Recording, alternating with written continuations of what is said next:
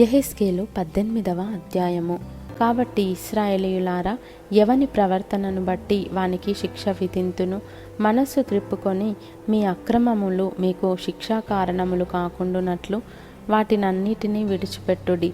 మీరు జరిగించిన అక్రమ క్రియలన్నిటినీ విడిచి నూతన హృదయమును నూతన బుద్ధియు తెచ్చుకొనుడి. ఇశ్రాయేలీయులారా, మీరెందుకు మరణమునొందుదురు? ఇదే ప్రభువగు యెహోవా వాక్కు. మరణమునొందువాడు మరణమునొందుటను బట్టి నేను సంతోషించువాడను కాను. కావున మీరు మనస్సు త్రిప్పుకొనుడి, అప్పుడు మీరు బ్రతుకుదురు. ఇదే ప్రభువగు యెహోవా వాక్కు. అపోస్తలుడైన పౌలు కొరింథీయులకు రాసిన 2వ పత్రిక 13వ అధ్యాయము.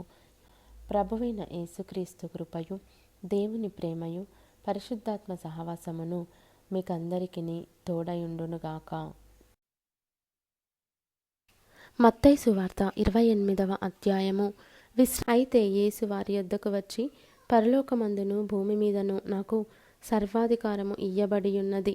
కాబట్టి మీరు వెళ్ళి సమస్త జనులను శిష్యులనుగా చేయుడి.